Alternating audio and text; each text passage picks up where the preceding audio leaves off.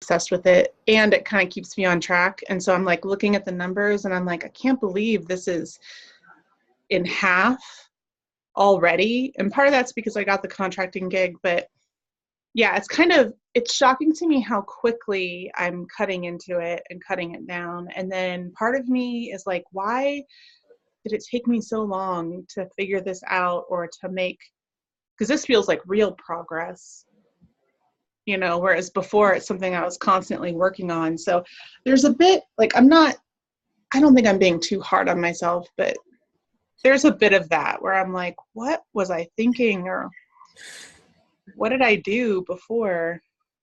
I don't know if that makes sense. So that's good. And I am still in dating. I am still thinking a lot about process and try to elicit what people's processes are, so that I can so that I can more quickly start following, since that's kind of my goal. Like, I have to know what I'm following, right? Okay. In order, so trying to figure that out. And yeah.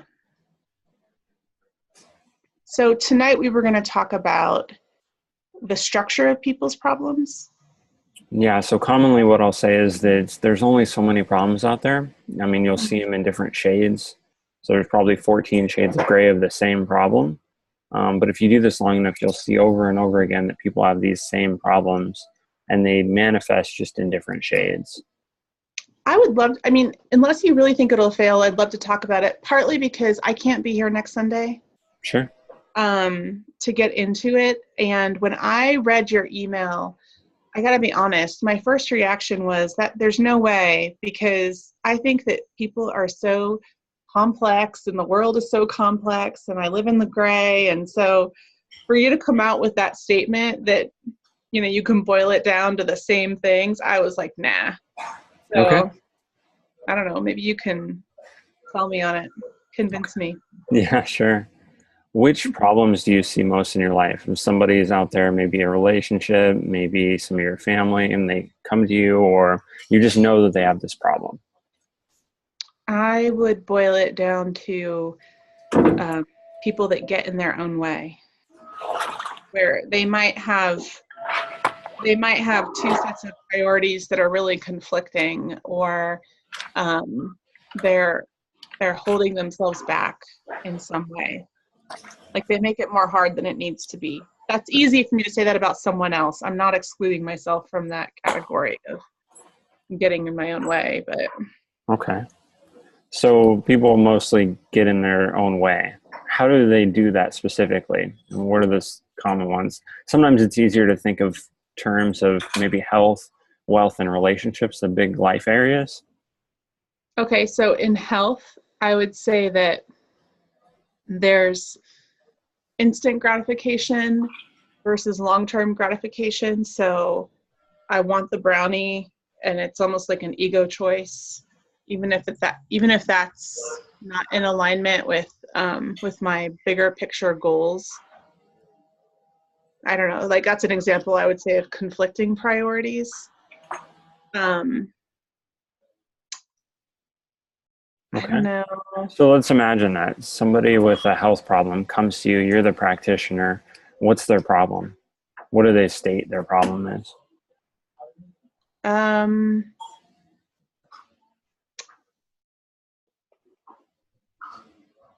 they might say that they're not making progress, and they don't know why. Not making progress on what? Whatever their goal is, whatever they're trying to achieve. Sure, what's their goal? I want to eat less sugar, just as an example. Okay. How common do you think this is for people? For example, are people on the internet searching how to eat less sugar, or is there more common problems out there? Probably more about weight loss, or maintaining, or implementing new habits, like replacing health habits. Okay. So one of the most common ones is health. Somebody comes to me and they say, I want to lose weight. That's, by far probably the biggest health one. Now, what do you think the structure of that problem is generally? If we were just to make an assumption, somebody came to you, they're on your doorstep, and they're like, I want to lose weight. Well, what do you think's behind that? Maybe not so deep as the instant gratification, but I mean, how is it a problem for them in their life if they have this thought, I want to lose weight? How is it a problem for them? Mm-hmm.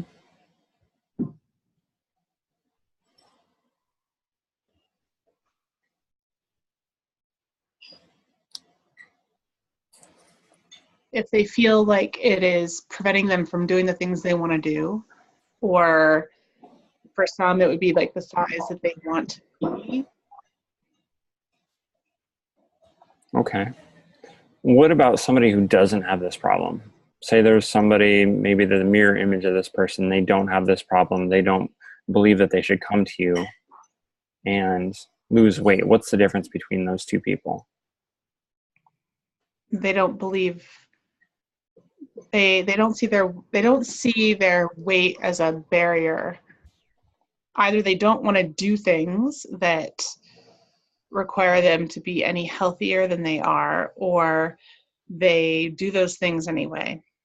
They don't see it as a something that's holding them back. Okay. Or perhaps they're disinterested in changing.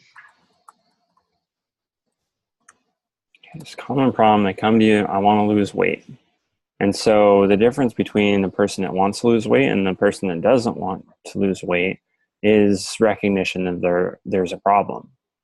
Mm-hmm. Essentially what's going on in the different persons, and this is all mental, is one person that believes that they shouldn't be this way, and the other person thinks that it's okay to be this way.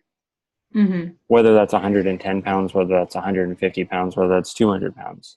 Doesn't really matter. The person who has the problem is the one that thinks that life could be different. Okay. So what's first needed for that? Awareness. Awareness, exactly. So recognition that things can be different. Mm-hmm.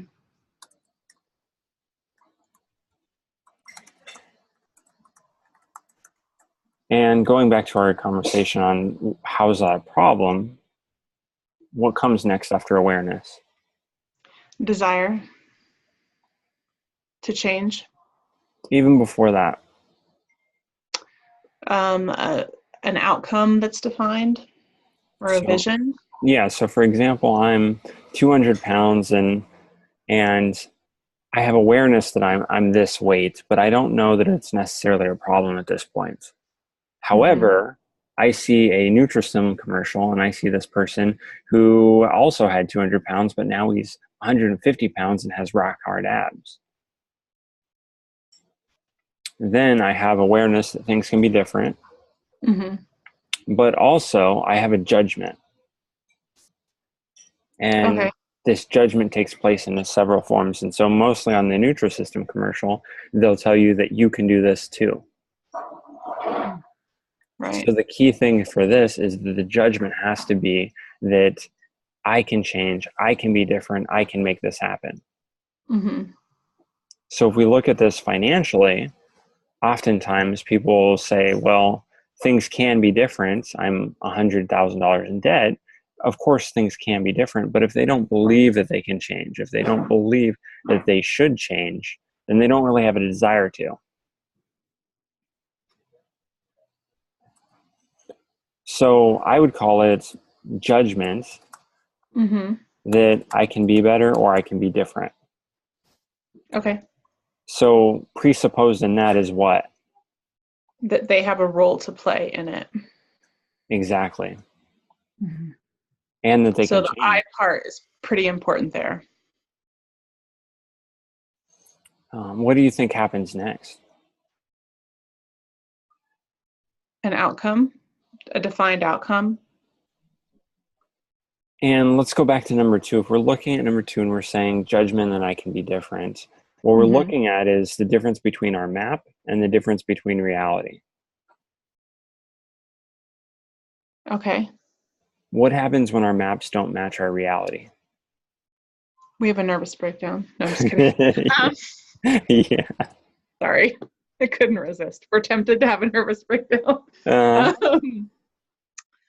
Uh, So we're challenged to one of them has to change in order to create congruency. So either I'm going to start tinkering with my map, or I'm going to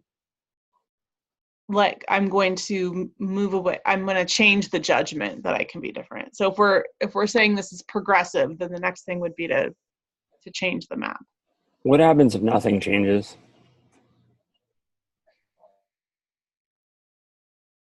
If nothing changes, then we The get to map, hold on to the problem. the map and your reality are totally different. They stay that way.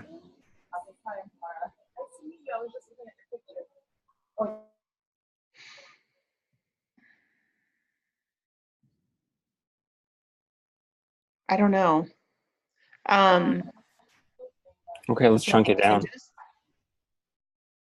Chunking down. What if you think that you should be rich, or you should make $120,000 a year, and you don't?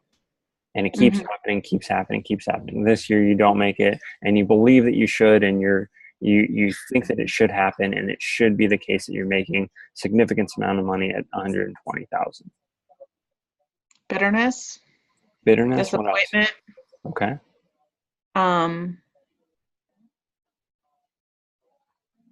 I might start playing the blame game.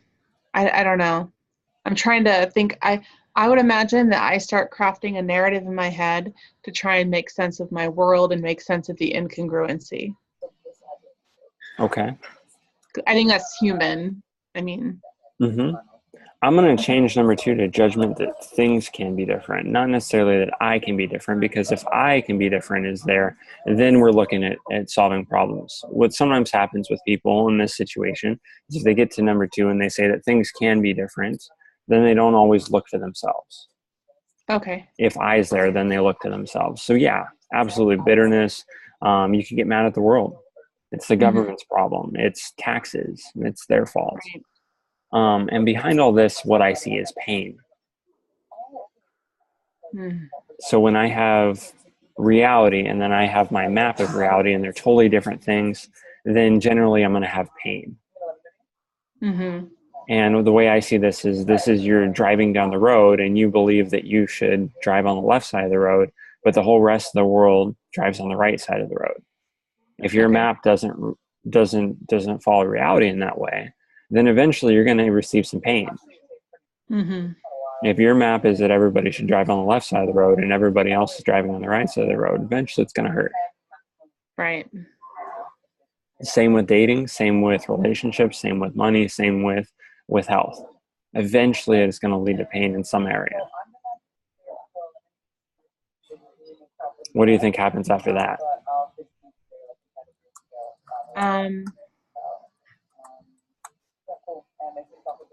Pain for maps not matching.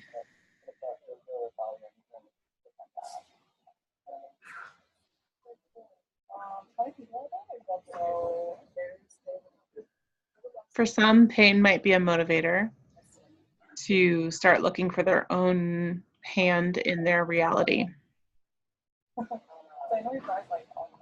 How about for others?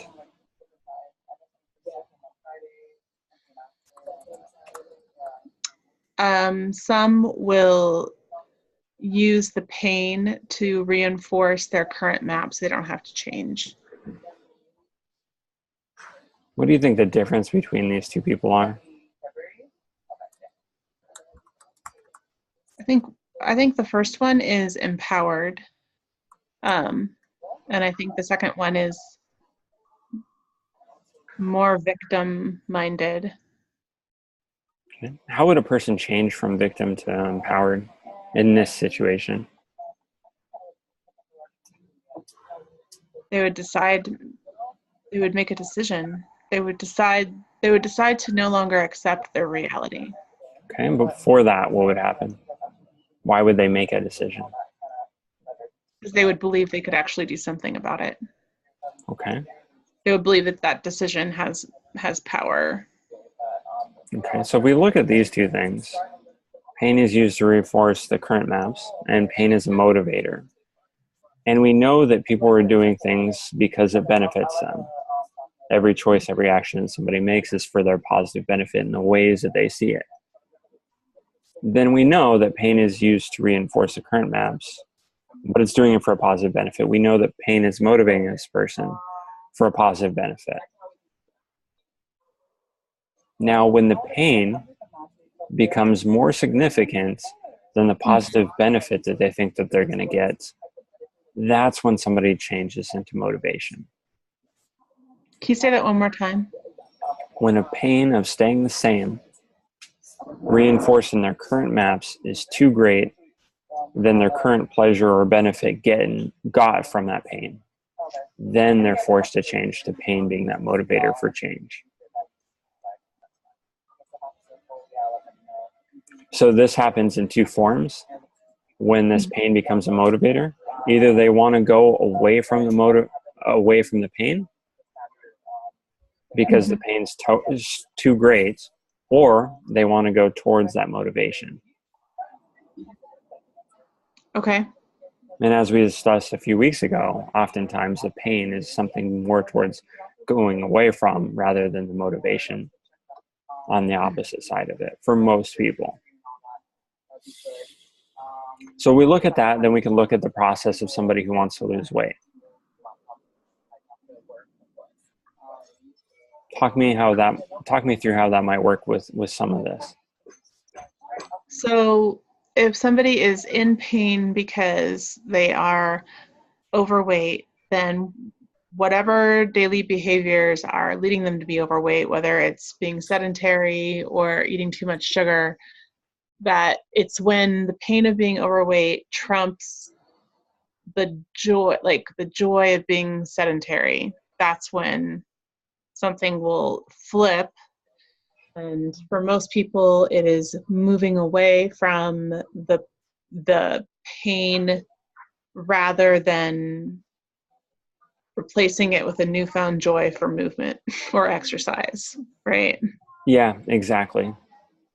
And you see this a lot, people that say, oh no, I don't really enjoy working out, but they get the pain is higher if they don't. Exactly. Or somebody will say, that body is what motivated me. Keeping that husband is what motivated me to lose the weight. Right. I had the moment of recollection when I realized that he was looking at other women and watching pornography, when I realized that I needed to make a change. I needed to be more for him, for example, right? Right. Or I found him looking at magazines, and I realized that I needed to change this around. I needed to be that person that he looks at, who he used to found attractive. Right. Or I had a situation where I jumped into that dress and it just didn't fit. Didn't fit, Yeah. and I had this great pain. Or my mom said this to me and I had this great pain. But we can take this even further, and we can look at this as a process. So remember that everything that a person goes through to become the person that they are now has done so mentally for them. The inner world creates the outer world. The inner world creates the outer world. And so if this person's come to you and they want to lose weight, you can make a bunch of assumptions about that person. But more importantly, you can observe many patterns that they've had to lead them to that point. Because it's happened mentally. Okay.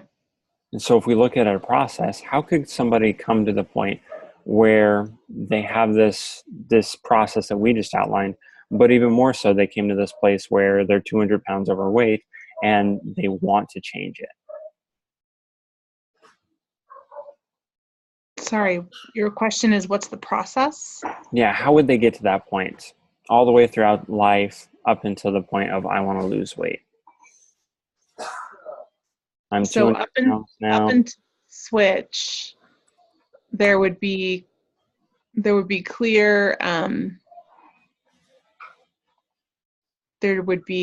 benefits to staying overweight, right? I mean, that'd be part of it, whatever that is for them. So it's doing something for them. It's keeping them socially isolated, which is comfortable, or whatever the reality is, or it's keeping them from trying, participating in activities that are not suitable for them at that size, and that's somehow activities they want to avoid, whatever Okay. that is. So there would be all of those benefits that have reinforced all of the habits that have led to their current reality, juxtaposed against all the pain points. One Right? of the questions that we can ask them is, well, why haven't you made this change already? Okay. Like, why now? Absolutely. So, and we'll just say that as an outcome. So they come to you at 200 pounds now, and I want to be 120 pounds. Mm-hmm. Well, usually this ends up in a structure, and what'll happen is, of course, they have all those benefits, and we'll simplify this here in a moment.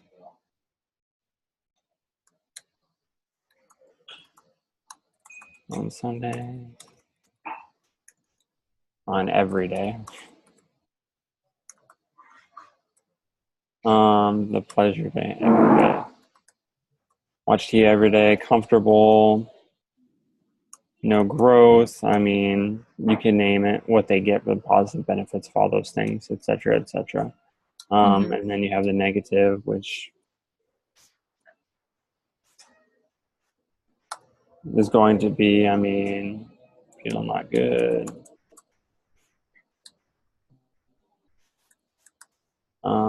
Joy. Close. Unconfident, etc. Now, the way I want you to look at these are just symptoms.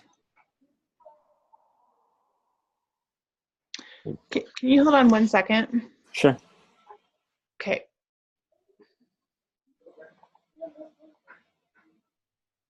I will be right back. I promise.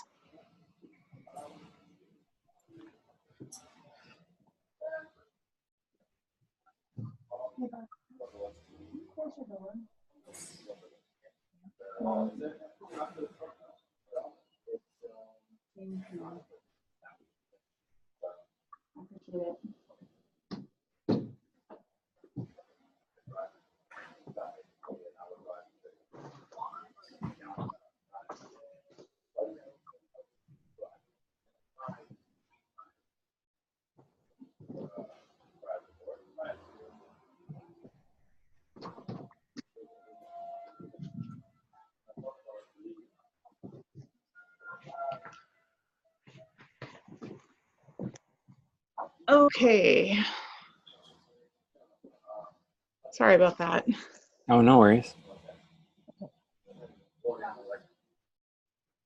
right, so these are just symptoms. That's where you left off.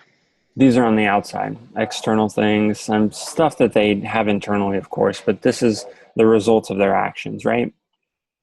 Okay. Let's look at what their actions, why they do what they do for them. So the purpose of being overweight, what's that do for someone? Essentially, it achieves a lot of values. And so we can go and we can look at our DILTS model here. If we're achieving our values, that's pretty high up there. That's some things that we want to do.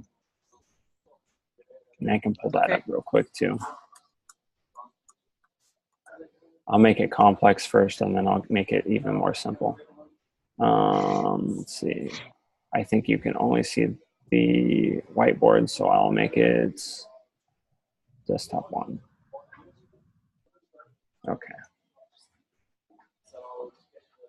Okay, so back to our values, our beliefs. Somebody is overweight, but essentially can achieve some values. It can also be some of the beliefs, their identity.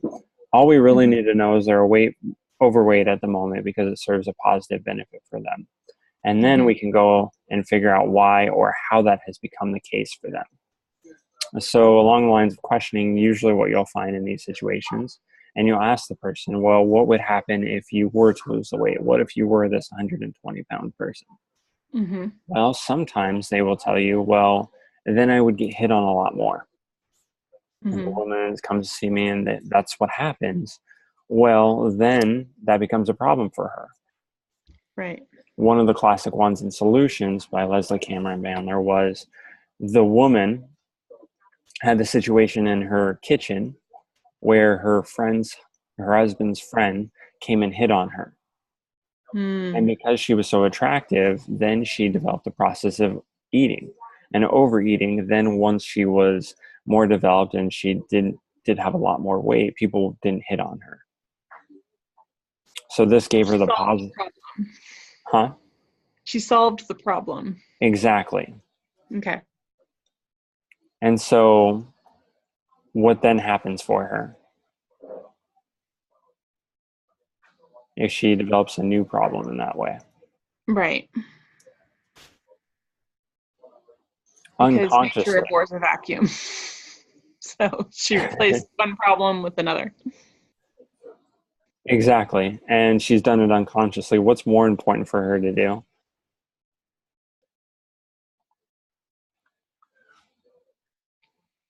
What's more important for her to do Mm-hmm.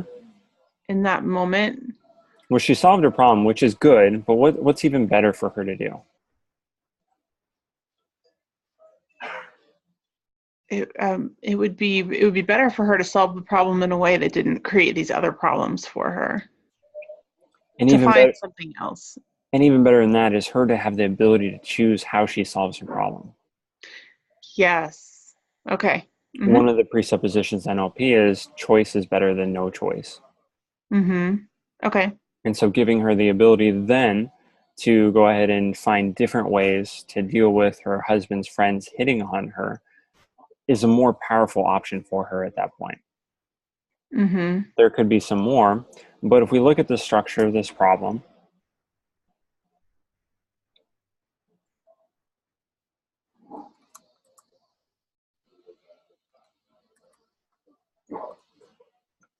I'm 120 pounds.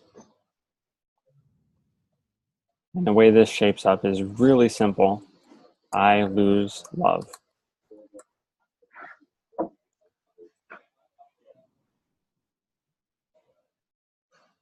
Um, you mean like because her marriage is in jeopardy if people are hitting on her? Mm-hmm. Is Okay. it real? Yeah, I mean it can be, yeah, for sure. It's both real and not real because essentially this is a mental projection that she's made that if she's Mm-hmm. 120 pounds, then she won't be able to reject the advances of her husband's friends. Got it. When this happens, then something bad will happen in the form of her losing love from the husband. Mm-hmm. However she sees that. Right, risking stability. Yeah. The important thing to know is that you'll see this in many, many different shades. Meaning many variations of if I do this, I'll lose love, or Yeah, and so you could say, okay, well, what would happen if you were 120 pounds? She's not mm-hmm. going to tell you, I would lose love. Mm-hmm. However, if you keep asking questions, that's what you're going to find out. So is it loss or is it loss of love? Because like I can think of, and this is just helpful for me to try to grasp what you're saying. I can think of if I get remarried anytime soon, then I could lose some parental authority with my son Okay. because I have to share it with somebody else. Uh-huh. And so, for example, you wouldn't want to get married because you wouldn't want to lose parental authority potentially. Right. Even though that's in direct conflict with a lot of other values that I have. But I could see I could I'm not sure that I have that underlying theme, but I could see how I could get there. Uh-huh. Yeah. And the important part is that we all have these things, these values, these conflicting things, and nobody's broken. I see them more as just shoestrings that need to be untied Okay. or If untangled. I get promoted, I'm going to leave my peers behind. Exactly. Yeah. And then you untangle it, you find those values behind it. How can you still bring your peers with you if you get promoted? Or how could being promoted not even have anything to do with your peers and you not even care about them anymore? Exactly. So then it's finding the most appropriate change for them. Mm-hmm. With this woman, she has a deeper importance for losing love. So if we go back to that earlier 1, 2, 3, 4 that we had, the pain of losing love is greater for her than this pain of not being 120 pounds. Okay. So there's like a hierarchy. So as long as that pain of losing love is greater and more real for her, then she's not going to be compelled to lose that 120 pounds.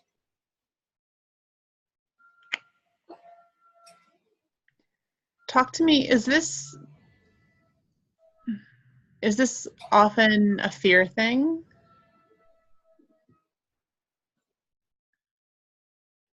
So fear is a perception that something needs to be prepared for, right? That something what? Sorry. Needs to be prepared for. Prepare. Okay. Vigilance. Got it. Something bad's going to happen, so I need to be prepared for it. I need to be aware of something. I need to get ready for it. I need to be different so that I can handle this. Okay. So it could be a fear. There could be fear that comes up here. More simply, it's just the case that if she were to make this change, then a bad thing would happen to her.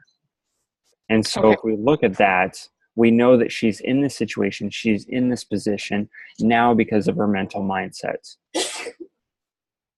Now, it could have been a limiting belief that she was given from childhood that led her to this point. Mm-hmm. And so that's how it goes even further into a structural thing. Mm-hmm.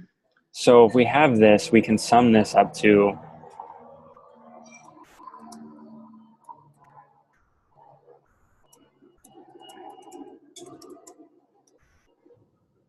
say this is her now. This summed up is a more simple version of it. So this could be the limiting belief: being 200 pounds helps me keep love now. It's not something she's consciously aware of, but it's something that's there and it's affecting the situation. Now, where are some sources that she could have got this? Um,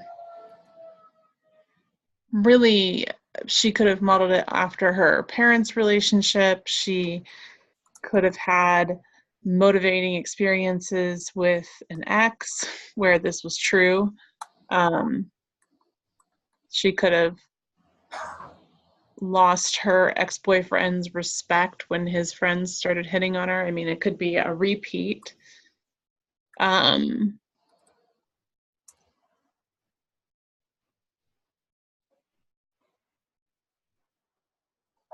So past life experiences. What else? mm, What about external references? what are those? Sorry. Is the parents one not external? It is. However, it's kind of directly related with her experience. So Okay. External references, like she read a book or something? Like she, exactly. You saw this on TV, you were told this in school, those kind of things that's more indirectly related. These are at least real life. okay.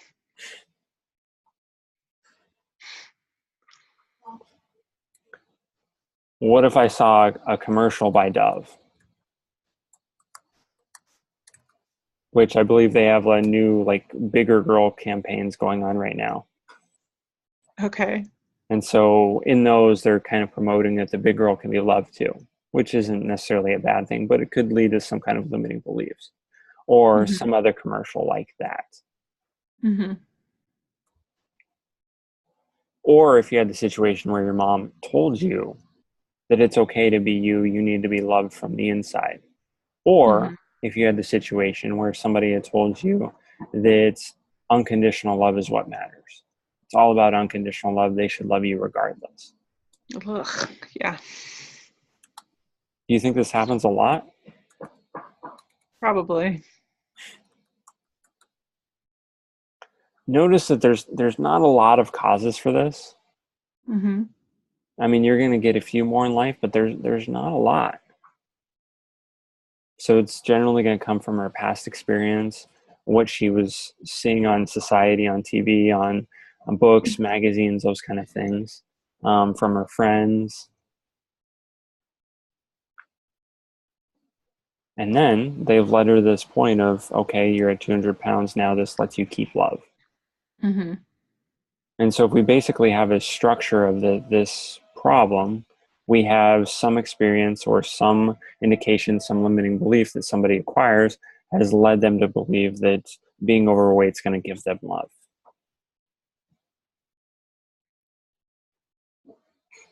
Okay. And then you can have that experience in there where she has the fear and she has that one-time trauma that causes the problem. Mm-hmm. Where the husband's friend hits on her and then she feels unsafe, unsecure, and like she's in danger of losing love. Right. Then she makes the belief maybe even more concrete, where then it becomes, I must be this or I'm going to lose weight. And then it's solid and struck in there. Now, what's important in that is that belief is made after that moment, after that friend hits on her. It's made stronger there as a positive benefit to her. So the moment after the friend does that, it's reinforced arbitrarily by subconscious to make sure that she has that positive benefit of keeping love. Okay. Whether it's real or not, she didn't have it before, she didn't need it before, but now she's seen the moment of change that she needed to have that. Mm-hmm. Sometimes it's a gradual change, but there's always a moment where things change from one state to the next. Mm. So now she has this change. It's only for her positive benefit or of keeping love. Mm-hmm.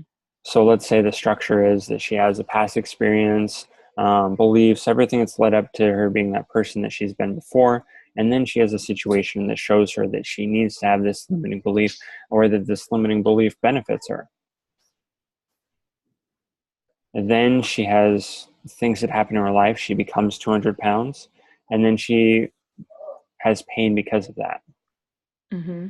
Here's where you have the two conflicting things. You have this desire for being healthy, being attractive looking, and you have this also desire of looking for love and having love. Well, it's also, yeah, and then there's also this conflict of being 200 pounds could risk her marriage, right? I mean, if it's interesting, like she could have risk either way, Uh-huh. Which one do you think she's depending more on aware whether her husband saw that Dove commercial or not. of? Which one do you think she's more aware of? I think leading up to the switch, she's probably, well, I don't know, more aware. I'm guessing she's not aware of the whole being overweight helps me keep love. That's probably very deeply seated. So the Mm-hmm. other risks are probably more apparent. And a more accurate question probably would have been, which one do you think she acts on more, even if it's out of her awareness?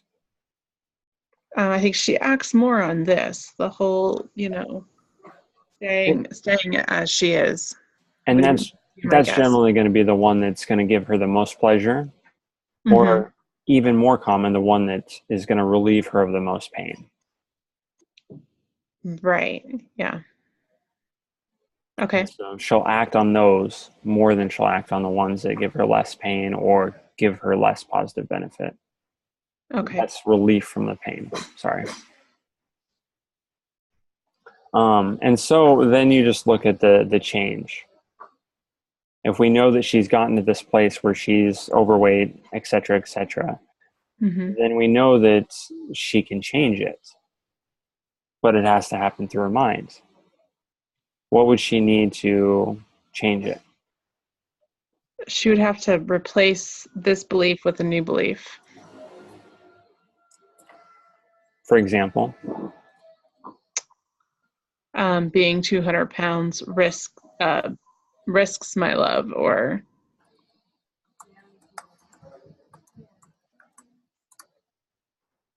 Why might that be a dangerous belief for her to take on?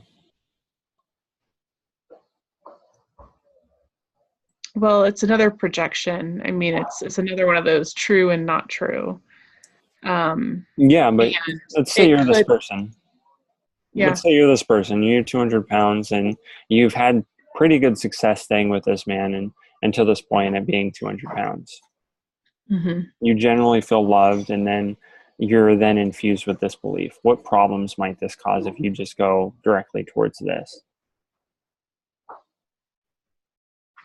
I think it's going to limit the choice in how I solve the problem. What also is going to change in your life and your awareness? I'm going to feel unloved until I'm smaller. What's going to happen when you feel unloved?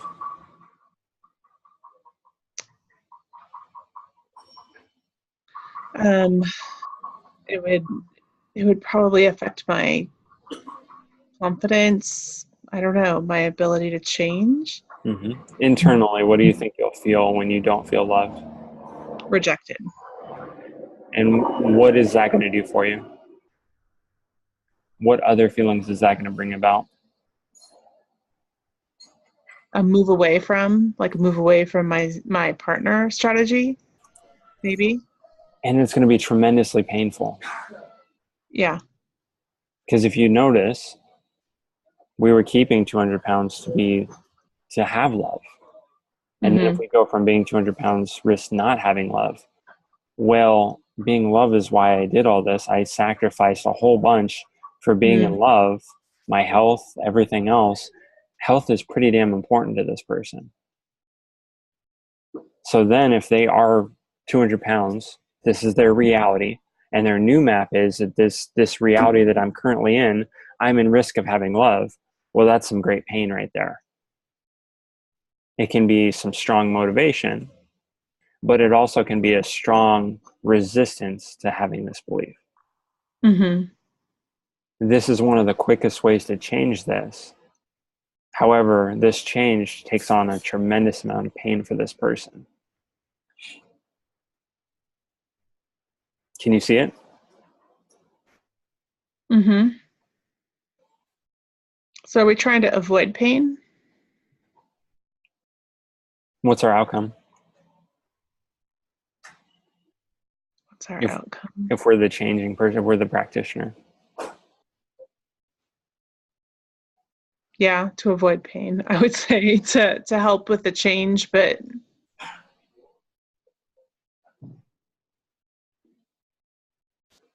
If we're the practitioner and this person came to us and said that I'm 200 pounds now and I want to be 120 pounds, mhm, our outcome is what? Clearly defined. to help them get to 120 pounds. Mm-hmm. Mhm. Can we use this pain for that benefit? We could. Absolutely. What do you think Okay. people are most motivated by? Pain. Pain. Yeah. So comes the great Pain gets pain. a bad rap. So that's potential. I mean, we could do reframes. We could tell them a whole bunch of stuff. You're 200 pounds. What if he left you? Could you imagine a future where he left you for a 120-pound woman? Hmm. Boom. What could be some other changes that we could do here?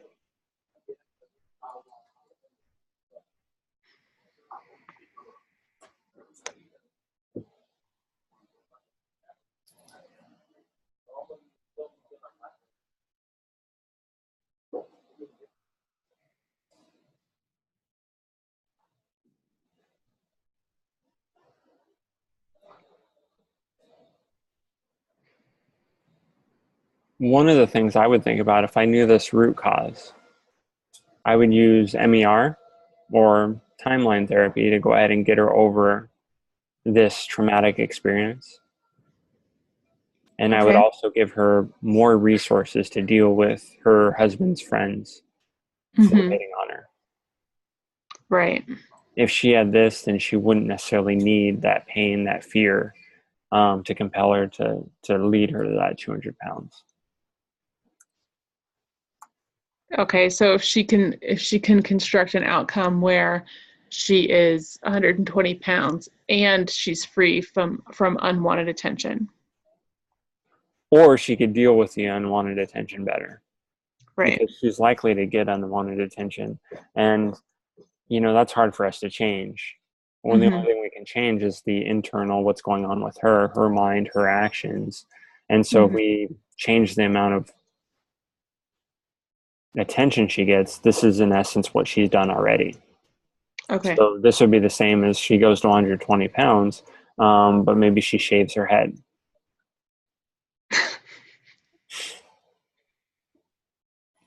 All right.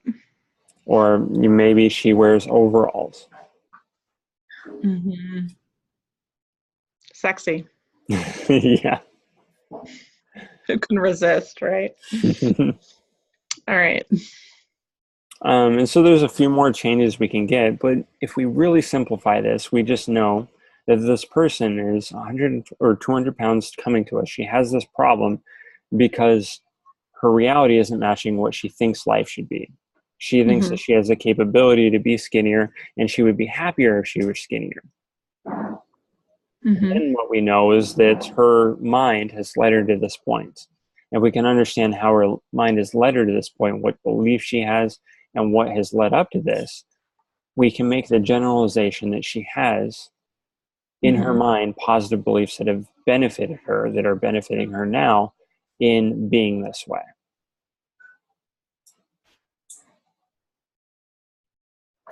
Okay. How's that for simple?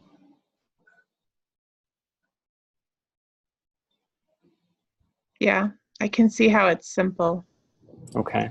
Now, I had said that there's several shades of gray that you'll see this at. Mhm. So, for example, if we go back and we have the same woman change up her life experience, what'll happen when she was 5 is her kids will make her eat at the dinner table. You want to eat all your food. You don't want to waste food. Kids in Mm. Africa, they don't have food. Mhm. Those kind of limiting beliefs potentially could be imparted on her at that age. And then as she Yeah. grows up, she always finishes her food. Mhm. Well, what happens if you don't finish your food? Well, my mom would yell at me. And Mhm. that would make you feel how? Well, guilty, shame, all those feelings. I don't want to feel guilty. I don't want to feel shame. If I don't finish my meal, then I feel shame. I feel guilt, and I don't want those things. So I finish my meal every meal. Mhm. And that could potentially be what brings them to that 200 pounds. Okay. Could be also the case that they go to the gym once. They decide, I'm going to have this. I'm going to knock this out. But everybody's looking at her at the gym. Mhm. Everybody's observing her. Everybody's noticing that she's overweight, and it makes her feel really insecure. Mhm. And so not only is having a new gym habit really difficult to do for somebody who's overweight, but now they go to the gym and now they feel all this insecure feelings, and now they feel this social pressure. Now they have this overwhelmingly high negative association with losing weight. That Mhm. losing weight brings apart so much pain that they don't want to do it, and it's more pleasurable to stay the way that they are. Okay. What you'll see is that in doing this and questioning the person, that it's always going to be a very similar thing. Mhm. The shades will be a little bit different, but the structure will be very close to the same. So the structure is an underlying belief that is serving some purpose, even if it's causing pain, but the purpose that it serves is greater than the pain until those two start to have more equal balance and the scale tips the other way. At which point it's about unpacking why now, what is it about right now that caused the scale to tip in that fashion. And then it's about resources and changing the underlying belief. Absolutely. And we could even more so throw out the why. We don't need to have it happen. We don't need to have it in there, and we can change without the why. And what does it look like when you don't have the why? Just remind me. Okay. For example, the mother had told her that she always needs to finish her meal afterwards. Mm-hmm. We don't need to necessarily have that specifically. We could Mm-hmm. just uncover that she has a belief that she should always finish her food. Now, Oh, okay. before Where we the belief where the belief comes from could be irrelevant. exactly, and so Mm-hmm. it could give us some more information. What's important is not to say, okay, well, why do you have this limiting belief? What's Mm-hmm. more important is if you're going after and you're looking at why they do, is Mm-hmm. to extract it, elicit it without getting it from their interference. So, for example, she tells you, I have a belief that I should always finish my meal, my food, I should finish everything on my plate. If I were to go and I ask her, well, where did you get that limiting belief? Or why do you have that belief? Then she might say, well, when I was 5, my mother told me that. Or when she might say, you know, when I was 7, my grandfather told me that. Mm-hmm. This is marred with her projections about life, about reality, and so it can't necessarily be trusted on. It could be the case that we got this from her mother. It could be the case we got this from her grandmother. But it could be the case where she was 3 years old, her grandfather pushed her nose into the rice that she didn't finish on her meal. Mm-hmm. What's more important to And do she may is, not even remember, basically. yeah. And, you know, and the important part is just to know that somewhere she developed this, and Mm-hmm. um, they develop it for reasons. And if you Mm-hmm. know the reasons, it can help you understand it. But you don't always need all the reasons to help you deal with it and change it. Oh, yeah. Okay. Let's look at it with a different problem, Mm-hmm. because all of the problems they're very closely related, and what you'll see is that the structure is always going to be the same, but how they show up is just going to be different.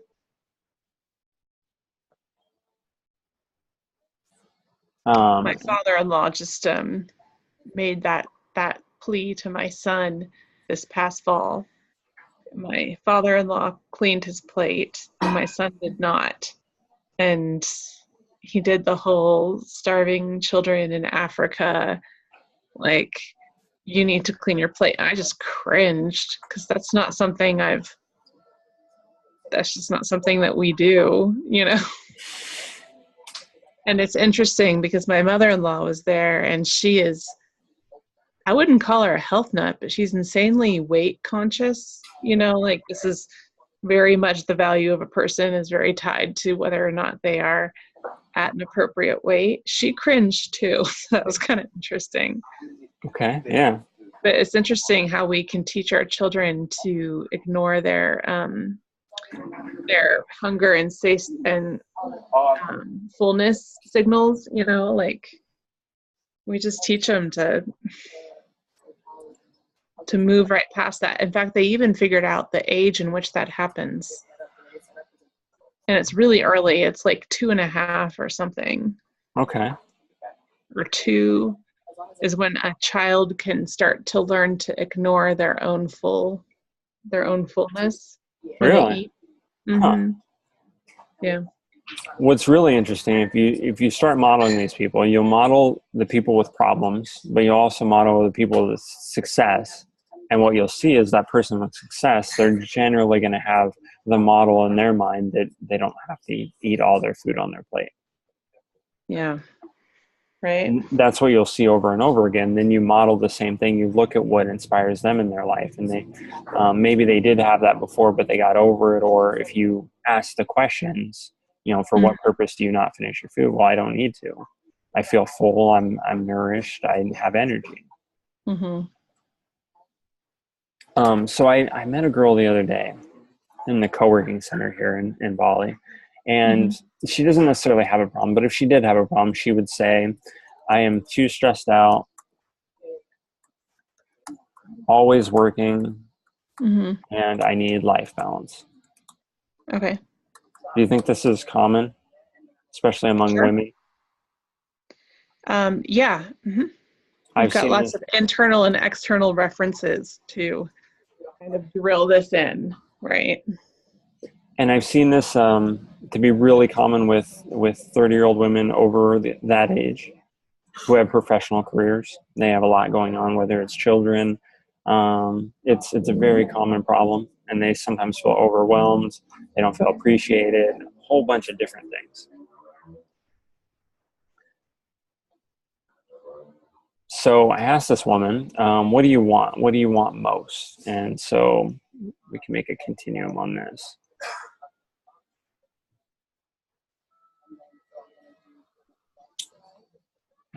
So for example, what are you working towards? I mean, we're in a co-working space in Bali. She has her own business. She doesn't really have to work hard. But what do you want? What is it you're after? And so her answer would be business success. And we can go in and we can unpack that, and we can learn more about that if we need to. Okay. Essentially, if I asked her the question, she could say it's making $10,000 a month, it's making $100,000 a month. That's kind of arbitrary. Right. And so in addition to this, we could also ask, what would have business success do for you? Important in this is we're asking a question what she wants, but we're also having a going towards strategy where she's going towards business success. What would you have if you had business success? Well, I would be happy. I would be successful. My parents would be happy for me. I could, they would talk about me. I could be, feel easy. I could relax. And so the important thing to know here is that if she has business success, then her drive for this, where she is at now, whether it's anywhere from now being here or here or here, anywhere along this line, she's at where she is because it positively suits her. It's beneficial for her to be at this point of success, at this point of success, or at this point of success. Okay, so one of the questions I might ask, what if you were all the way here and you were at this point of failure? What would happen? And so you might get a few answers here like, well, I wouldn't have any money. I wouldn't be able to survive. My parents wouldn't like me. My friends wouldn't like me. Those things. I'd be really stressed out. Be really stressed out. But notice, she's already stressed out. So one of the questions you might ask is, well, would you be more stressed out or less stressed out if you had less business success? How much more stressed out would you be if you were closer to business success or away? And so you can ask those questions, you can map those around. Asking those questions are going to be very beneficial for you. Now, what's important to know is that you're oftentimes not going to get the answer what you need to know from the person by just asking them, well, what if you had business success? What if you didn't have business success? What would happen? However, keep asking the questions. And what I learned is she had a very business-oriented father. Okay. So if she came to this place of business success, it was her belief that if she had this business success, that he would show her love.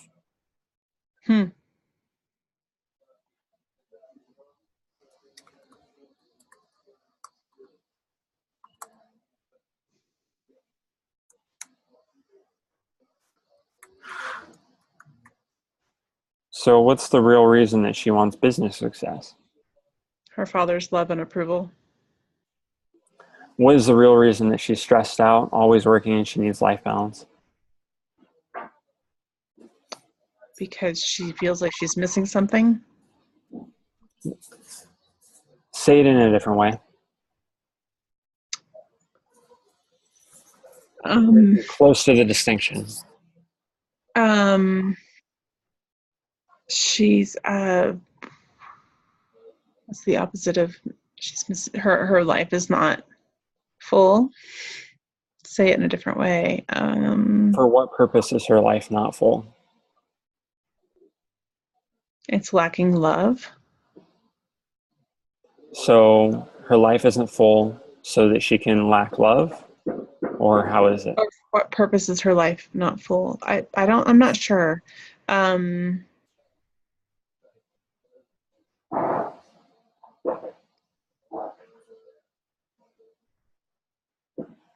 I think so you're asking what purpose does it serve her to be stressed out? Mm-hmm. Um, hmm.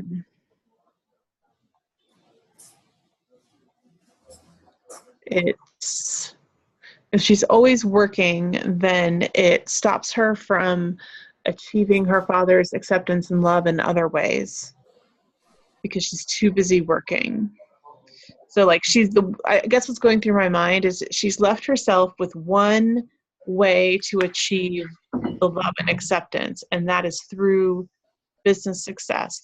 She's not left herself any other option for how to achieve the same thing that she wants. Okay. Like I'm guessing she's not going for walks with her dad on the weekend because Mm-hmm. she's too busy. She's not returning calls because she's working. So And this is her map of the world.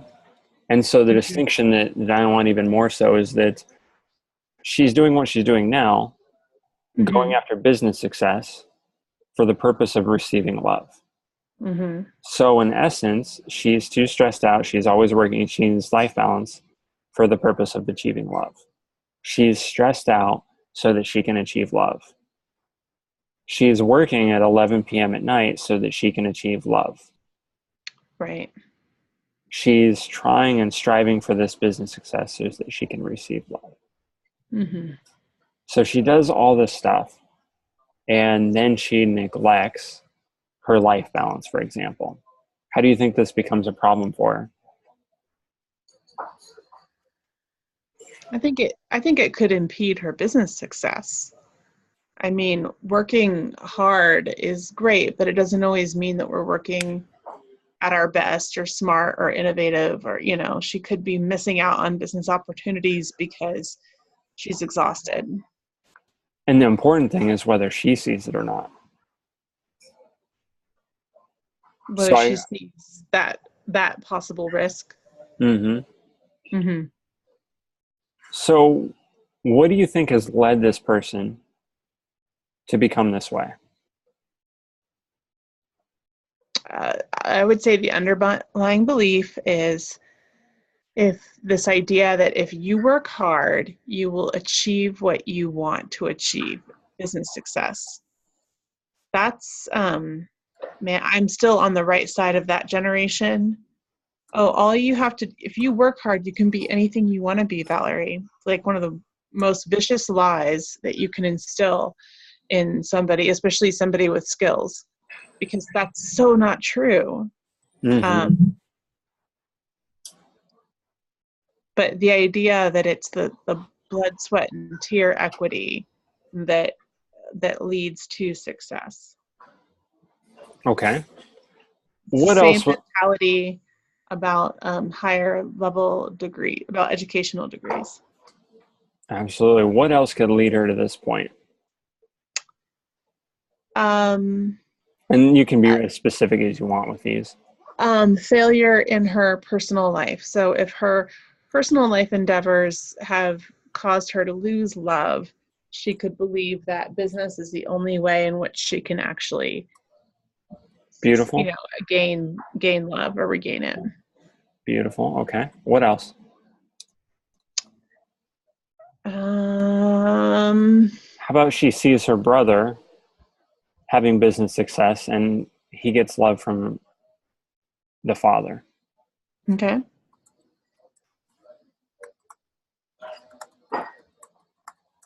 And then she achieves business success, and her dad says, "Why haven't you given me a grandchild yet?"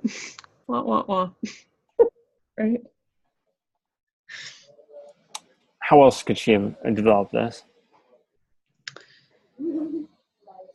Um,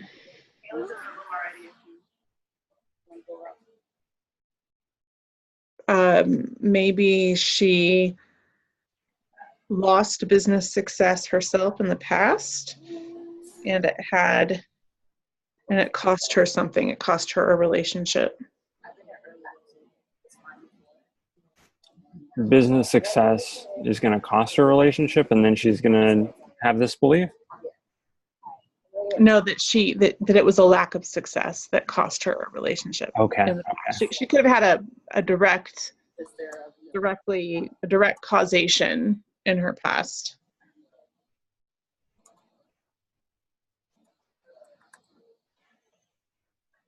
What about her parents? Yeah, I think they're always culpable.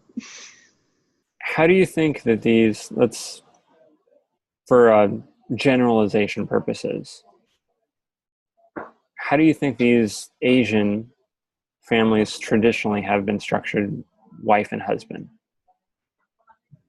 I'm sure that the male was the breadwinner, and I would say traditionally women were raising children, running the house. Uh-huh. What else happens in that relationship? Social status is entirely tied to one person's success. Hmm. How much love do you think there is in most of those families? I don't know. I've seen a few, and oftentimes they're pretty rocky. We don't have to assume they're rocky or not, but from this person's problem, what can we assume or what can we make an inference of? That success and love are um, go hand in hand. You can't have one without the other. Be even more specific for me. How does this show with her parents? Um, when things were unsuccessful, the marriage was over. Whether it was legally over or not. Let's say they're still married. Go with that same overarching idea, but be specific how the relationship is.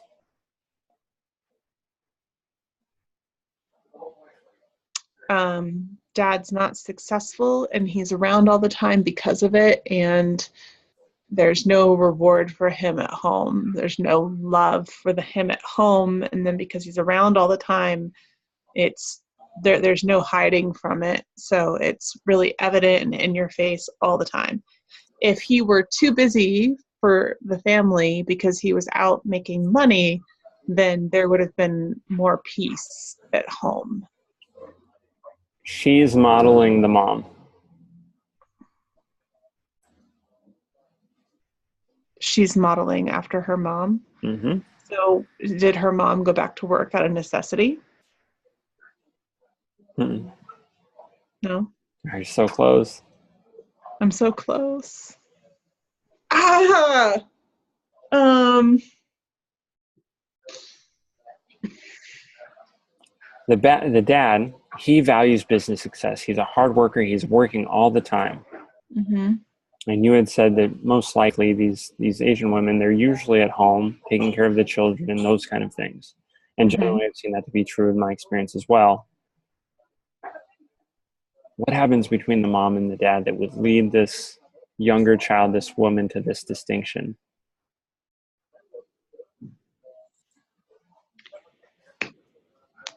Everything is prioritized around father's career. I mean, where they live, how they live. Mm-hmm. Uh, So the Everything is distinction engineered to serve that purpose because it's so critical. and the distinction therefore lies in the mother's ability to receive love. So this relationship that the woman comes from, the father and the mother, there's no love there. And what does the woman do? What does she focus on? What does the wife do? She has no focus on business success. She's focused on the family, their Okay. success, raising the children, and she receives no love, not for a lack of effort from the husband, but because he's never there. He's never there. He's focused on business success. His most important thing is business success. He's not there to give love, although every once in a while he does. Okay. And so what the child So can learn, mom's not up on how this this arrangement serves her greater purposes. Like she's not copacetic with this. Well, maybe the mom doesn't want love. Maybe the mom Right. isn't interested in love. Maybe the mom just Wants wants the children. stability, certain lifestyle, what have you. Exactly. Okay. But if we're modeling a strategy Okay. on how to get love from my father, Mm-hmm. then, Then daughter has to be where dad is, which is at work. or I'm looking at the mom, what she's done to get love, and I notice that she's utterly unsuccessful at getting love, and so I want to do the opposite of what she does. Okay, got it. So I'm like, oh, she's not focused on business success at all. My dad, he values business success. Right. And so to achieve love in life, what I need to do is focus on business success. Man. Okay. Wow. Makes sense? Interesting. Yeah, no, it does. It absolutely makes sense. Okay. And Talk so about filling the gap, right? uh-huh. Okay. And I believe this is what the woman's doing exactly. She's so motivated for it. Why wouldn't we change this or look to change something like this? Well, because she wants business success and she does probably need to work hard in order to get it. I don't know that hard work is the only path there, but Do you think this is a pretty good strategy for achieving business success? not personally, no, I don't. But Let's say I just want business success. mhm. I'm not really concerned about the person comes to me and they say, I want business success. Could this Mhm. be a good strategy to give them?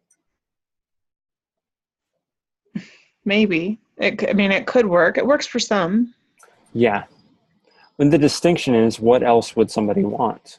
If somebody else wants love, and Mhm. that's what they really want, not necessarily business success, then this Mhm. isn't a very good strategy for them.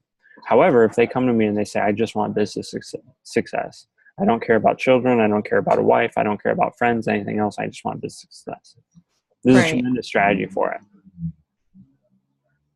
Love is this compelling value. And so what I wonder is how successful this woman is.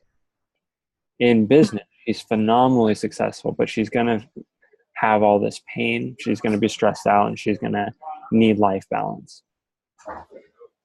In addition, what will probably happen is she'll go and she'll work from now and she'll go to this point where she believes, how do I move it? There we go. Business successes, she'll go and she'll achieve it. And then Mhm. maybe she'll get a little bit of her dad's love. And then she'll Mhm. have to start all over again and then do it over again. These are the patterns that they usually go through because Wait, why does she have to do it again? she's not directly going for what she wants. Oh, okay. It only gets her some of the outcome, not everything. Yeah, and that's a little bit of my projecting because what I've seen is generally that's what usually happens in these situations is somebody who goes after this business success to achieve love, Mhm. they don't get as much love or they don't get love, they have to do it over again and then do more business success and then receive more love. If they just Mm. go for the love, well, that's a feeling, that's an emotion, you can have that anytime. Okay. But if you want business success and business success is going to give you love, well, that's going to be very unfulfilling because business success is fleeting. Mm. It's Okay. external, whereas love is internal. Got it. And sure enough, love can be expressed externally. However, it's received internally. So you can receive love at any time that you want. You can't achieve business success at any time that you want. Wait, so you think you can achieve love anytime you want? Mm-hmm. Hmm. Can you Okay. feel love right now? Yeah. Can you have business success right now? Not tonight. Potentially, you'd have to make some great compromises and then you'd have to do something and then say that you have business success. If you said, writing a paper gives you business success, then maybe you could do it in 5 minutes. Yeah, I mean, I can feel I guess I can feel love anytime I want, but sometimes that's going to be from myself. I mean, Mm-hmm. I think what made my brain catch a little bit on that statement is the idea that I can achieve love anytime I want from somebody. And in that, it's not necessarily love you're receiving, but the expression of love. No, that doesn't that what are you that reframe doesn't The I'm not expression of following. love, what I mean by it is it's an action that somebody would take towards you. Hmm. So, for example, if she's out for something external here, Mm-hmm. if she replaces business success, if Mm-hmm. she replaces it from a loving compliment from her father, would be a Mm-hmm. chunk down version of expression of love. Mm-hmm. Remember that we're going to receive love in different ways. It's dependent on which way that she wants to receive love, that she's going to acknowledge it for being love. So maybe Okay. she acknowledges love as a loving compliment. Maybe she acknowledges it as a hug that feels really good. Maybe she Mm-hmm. acknowledges it as a loving gesture. Okay. So now if she sets her outcome to achieve that, well, that's doable, certainly, but it's more external. It's still external because it's dependent on that other person. However, you can influence circumstances to inspire that in that other person. It'd be a more direct way to go about it than to go for business success. For example, I want my father to tell me he's proud of me. If I went with that outcome, better than business success, it's slightly better, but it's still dependent on that other person. It's the expression of love. It's the action that that other person gives you. Okay. It's challenging, one, because it depends on one person and one person only. Whereas you could make it so that you could achieve that from anybody. My mom tells me she's proud of me. My sister, my brother, my siblings, my friends, they tell me they're proud of me. Then I have that. But what this person's really after is feeling that feeling of love, which she's given only permission to her father of giving to her. Okay. That makes sense? It does. Okay. Questions, comments, other thoughts on this problem? What I want you to notice is the structure where she wants something in life, business success, but what she really wants is something beyond that, love. And then she has a process for getting it. She's learned it from somewhere, and her mind has brought her to where she is now, and it serves a purpose. As far as changing it, I might keep it where it's at. For example, one of her other goals is to make $100,000 this year. Well, I'm going to keep it somewhat similar. Mm-hmm. I may give her some kind of reframe so that she can get her father's love in another way. However, that might detract from her business success. She sees you, and then 2 months later you see her, and she's making $20,000 working for an environmental factory. Ooh. So it was better when it was all tangled up. It depends. What she's really after. Is she really too stressed out? Is she working and she needs life balance? Does she want love? Or does she want business success? What's most important for her? Okay. And she's structured how she is now already to go after what's most important to her. So why mess with it? Potentially. But she's seeing you for a reason. So if she's consciously came here, there's been enough pain to have some kind of change that she needs to have addressed. Right. And it doesn't sound like it came from a menu of choices either. Exactly. And yeah, okay. So if you reframe it, you have to be ecological. You have to make sure that you reframe it or you reposition it in something that has just as much power as the original sort of program. Or for whatever her goals are. Say that she wants to go totally against her life programming and say, you know what, She wants to go against her family. She wants to go against her father. She doesn't care at all about her father's love or approval. She can say that consciously, and unconsciously she still wants to love. But if she comes to me, she says that consciously, well, we can work towards that. However, we have to address the unconscious as well.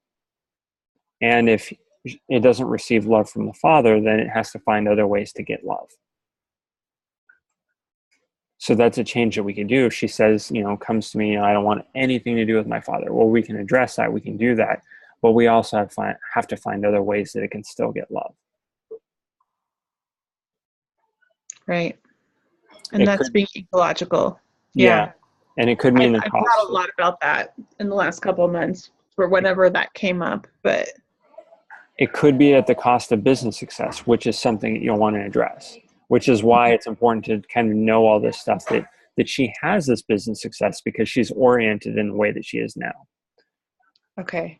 So this love part, never underestimate how powerful this love is at achieving business success, at achieving anything in life. People will do amazing things to achieve love. One of the sayings from Brian Tracy is that people are oftentimes trying to make up for lost love that they had as children. And any problem can be achieved through giving somebody more love. So one of the solutions that I would implement from this woman that I'm working with is show her as much love as possible.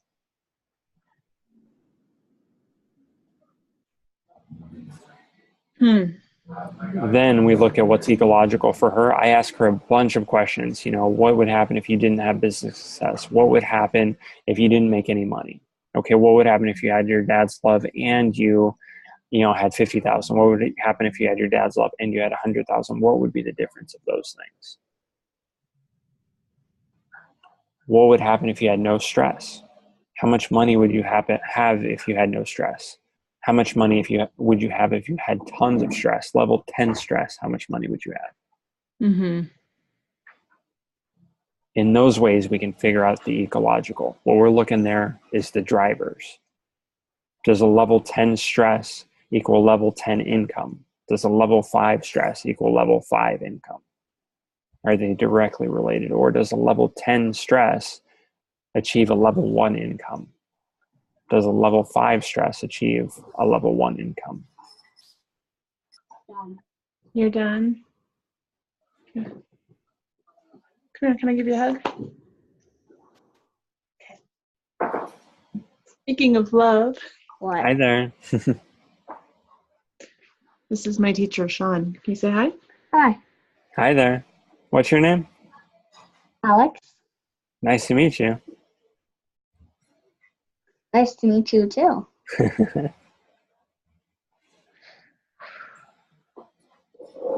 How old are you? 8. Right on. You ready to brush your teeth? Yep. Okay. Can you close the door behind you? Great.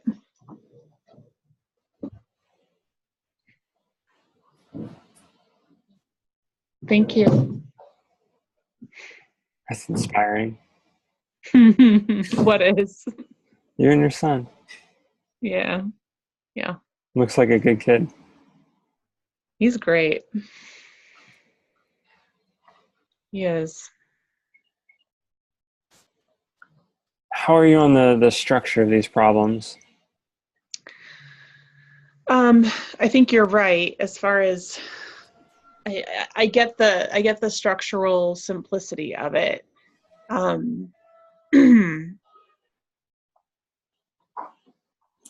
How can you apply it in your own life?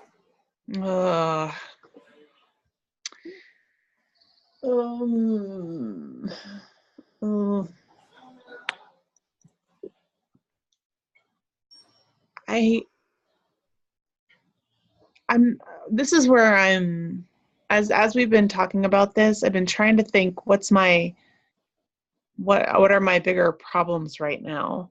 Like I want to define it in terms of a problem, but then I'm having a hard time with that. So is there a different way I can think about it?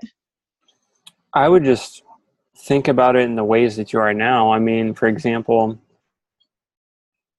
potentially you have problems now, but really you don't.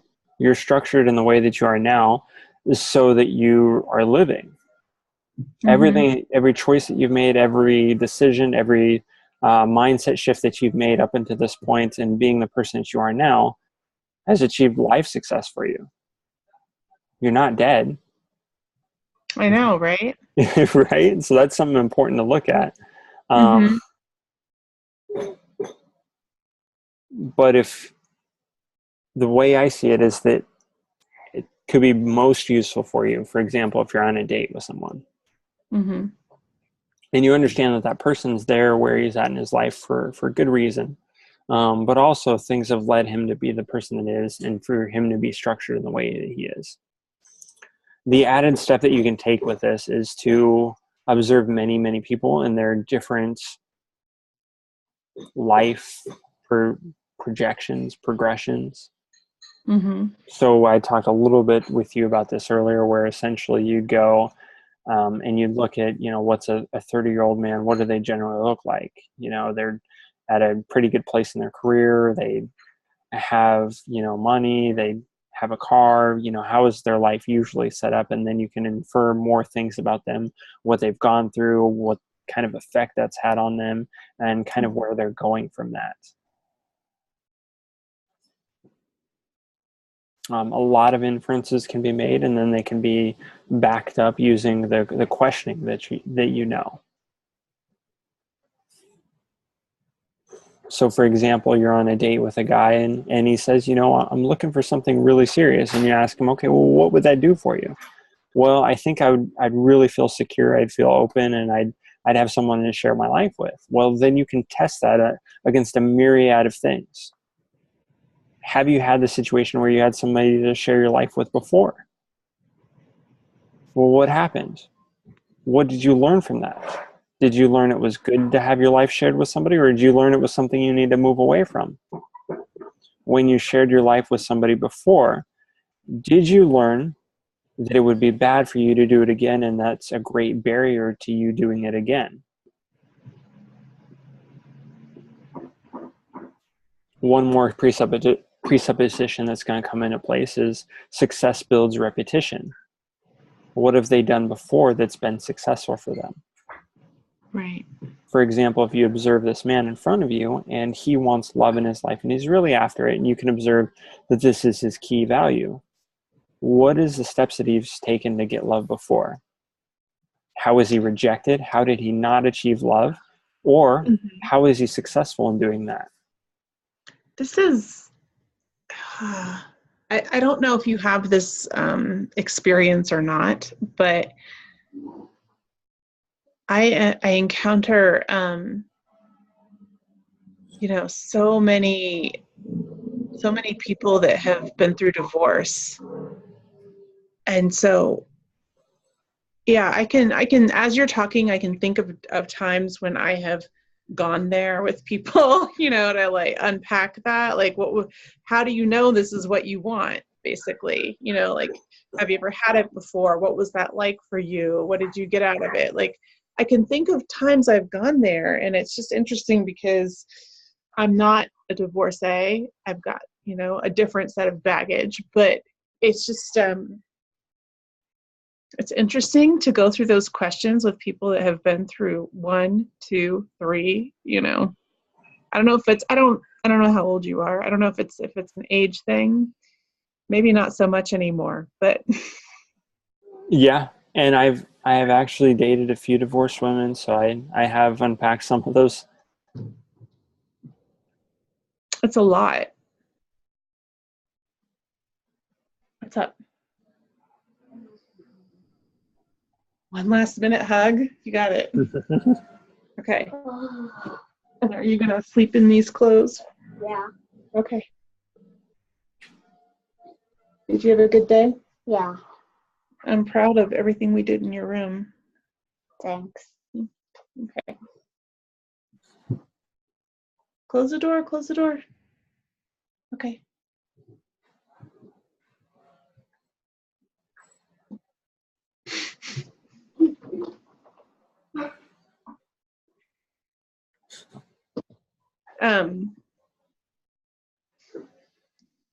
Yeah. I don't know. That's just, You find many divorced men that you're seeing or that you interact with, right? I'm sorry, say that again. You find many divorced men that you're saying that you're kind of unpacking these things with. Yeah. Mm-hmm. Okay. How does some of this apply to that, or what can you add or learn or do differently that could be more of benefit for you? I don't know why it's so hard to make this leap. Like, it's, boy, as soon as we take this into me and dating, I don't know why I feel like I'm in a cloud. Like, it's so hard for my brain to do the application leap, and it's frustrating. Okay. Um, Can you disassociate yourself, put yourself on the wall and look at yourself and see how she can do it? try. I can try. And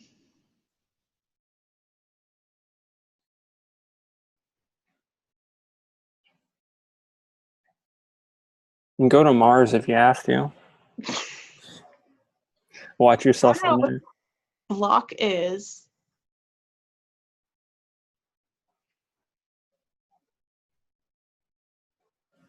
Mm, you know, I feel like I've lost my, like, I can think of times when I've asked these types of questions, and I can I can I can think of times when I don't even go there. I don't know if it's because I'm not interested or if I've just like lost my courage with getting to know people, or maybe I'm getting jaded with dating. I don't know.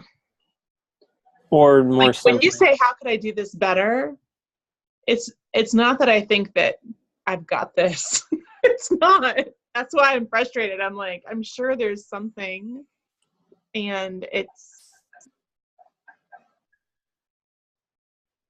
okay. real question is, what does being perplexed about dating, what does that do for me? Exactly. And so it's another strategy and it serves some kind of positive benefit for you where you're at now. It could be, what I've seen, and some people don't want to think about it. They want to think, so one of the strategies that women do, and what you'll find is there's some common strategies out there. And so what dumbs this down is you'll have a process the way someone's modeled, but you also have common ways that these people are modeled, and they'll have a bunch of them just like it. Mm-hmm. So it's kind of why I say there's only like 10 problems out there, because they all do the similar things. And so one of the things that a lot of women do is they'll make it fairy tale land. And What does so that mean? then it becomes about one magically finding you instead of you magically finding the one. Oh, like, am I waiting in my tower? Uh-huh. Hmm. And the one presupposes that there's something special. There's a one out of a million, a billion, whatever, right? Hmm. And so that's one of the common things that a lot of women will do is they won't take the responsibility Mm-hmm. for the dating. Because why? The responsibility for the dating brings pain, brings uncertainty, it brings unconfidence. Mm-hmm. And so if you don't take the responsibility, then it's dependent on everybody else. Then you can be happy, you can be easygoing, you can let life find you how it is, and then maybe things will turn out good, maybe things won't turn out good. But Ooh. many times what the women will do is they'll say, it's on the external world to find it and bring it to me. So you'll find this common where people will say, well, it's best not to look for something. It's best when you're not looking. I'm sure you've heard that Sylvia before. told me that last month. Who did? Sylvia. Yeah. And for women, or for men, it happens. It's an easier way to go about it. It's comfortable until it doesn't work and there's pain associated with it. Yeah, there is pain. I think that I was probably there was a whole year that I was ready to start dating, but I didn't because I was waiting. And then I finally, the pain of realizing that I was not going to run into anybody in the course of my normal activities, that was not going to be a source of meeting people. And then that's what motivated me finally to try something different. Yeah. Waiting. I guess I hadn't thought of myself as still waiting around though, which is why I'm like shuddering a little bit. It could be a combination of a few things. What's important to know is that all these people, they're going to have different strategies for just about anything. So you meet a guy and he'll have a strategy for income. He'll have a strategy for dating. He'll have a strategy for health. And he'll have all these things, and he's learned them, and they've brought him to a current level of success, and they're keeping him alive now, so he has them intact. Mm-hmm. So you can map them all the way around. What's kind of a hack for them is that if you learn one thing in one area, a lot of time it'll generalize to another area. So one man I know, he's really intentional about his business. He has statistics on everything, spreadsheets on everything. And so that has led him to great business success. Mm-hmm. What do you think he does for dating? Logarithms, spreadsheets, formulas. And to his credit, he has success in dating. He also has a spreadsheet, and he has statistics on, the actions he takes, what kind of results they give him. Sure. And so you'll see that with people. If you know their strategy for doing one thing, it's likely they'll have a similar strategy for another area of their life. While that isn't always the case, it's definitely true in a lot of circumstances.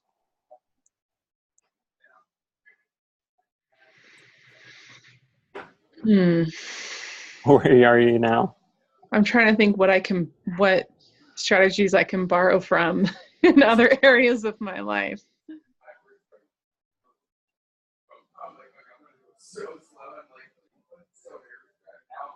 I don't know. What would you like to have happen?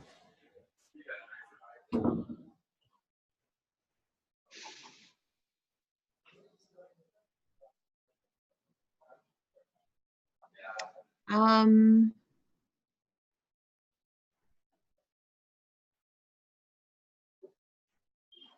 not even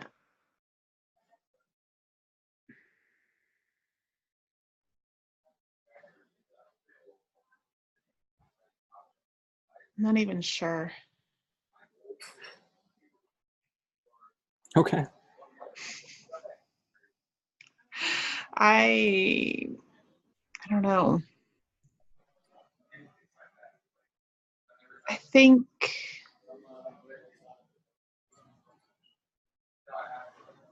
I suspect that I need to meet more men, but I'm not even sure if I believe that though.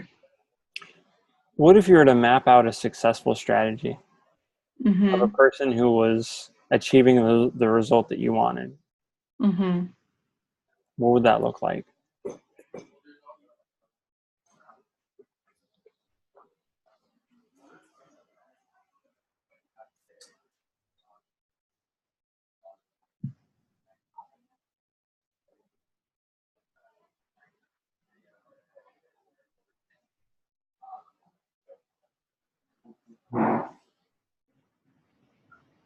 I guess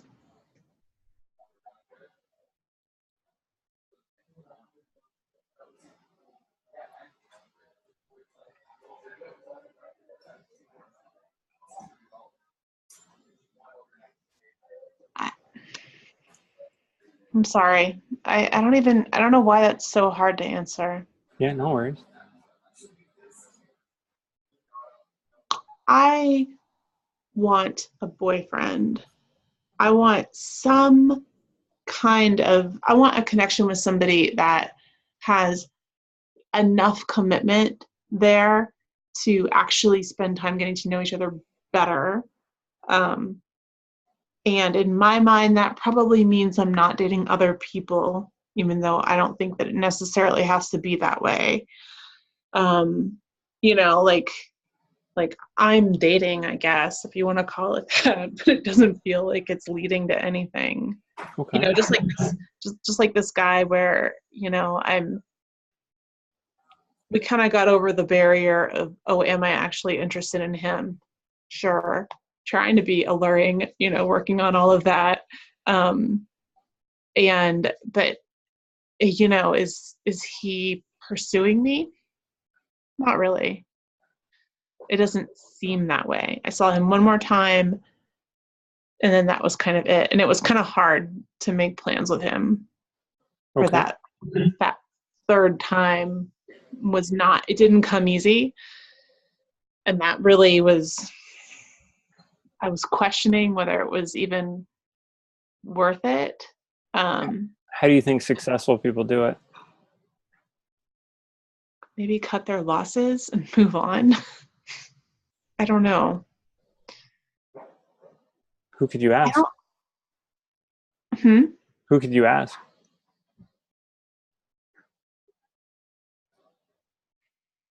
I don't have friends that are doing this. Maybe that's part of my problem. Yeah. How could you find somebody who has done this? I'd have to meet new people.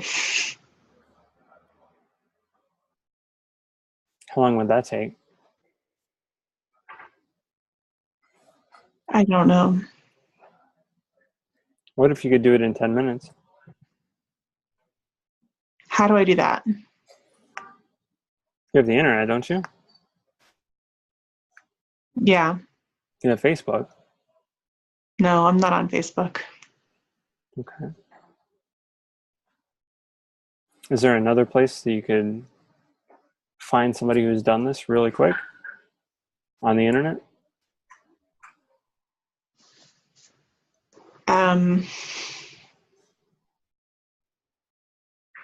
What am I missing? My first go-to was a Facebook group. For example, I'm sure that there's been singles for 30s, singles for 35s, those kind of groups that are devoted just to women. And I'd imagine that there were some successful women in there. That was my first thought, and that's just giving you an idea. But what I'd also say is that there's probably a lot of fluff out there on the internet. Yeah, I mean, And that's the challenge in that. I think so. In addition to that, if you go and you ask somebody, you'll have to get the real answers and not necessarily what they project to be the answers.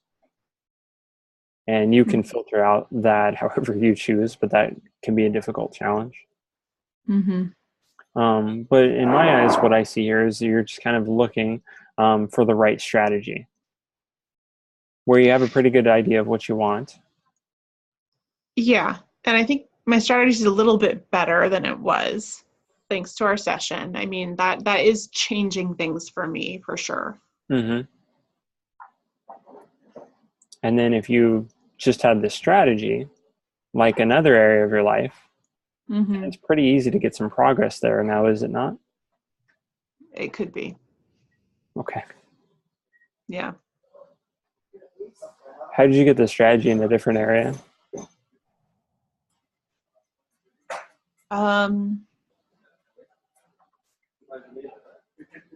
Well, in one area, I actually hired a professional coach. Okay. And it was well worth it. I only needed it for like 2 months.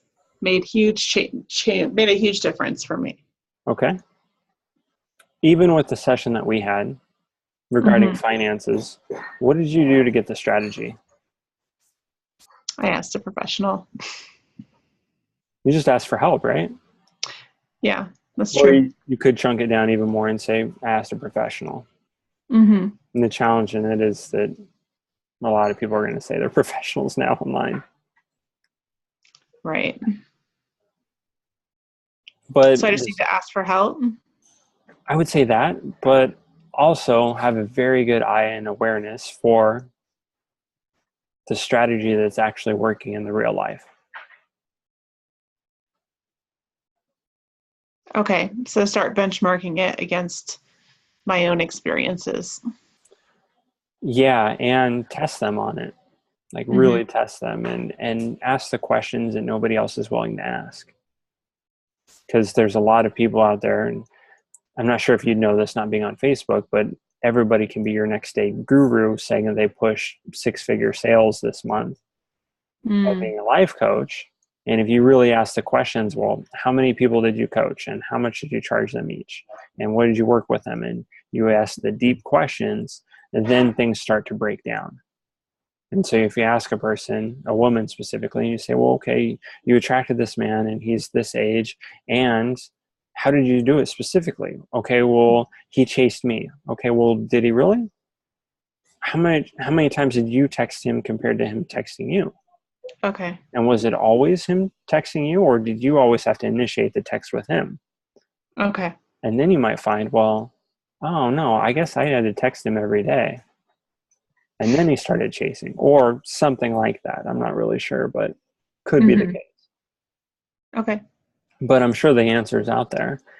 And just like with the finance, I could tell you to get out of debt by paying attention to the interest rates and make sure that you spread yourself out. Also do retirement. And I could say, you know, all this is going to be so like, it makes sense. You need to save retirement now because it's going to be compound interest. And it can sound good, but if you really look at the actionable people who's having results, and you say, well, okay, let me see that person who's doing that. And you see what they're really doing, and you see the person who's having really good success. And all of the many case studies that I've seen who are having success financially, they're not paying attention to interest rates. They're not paying attention to the 401k before debt, those kind of things.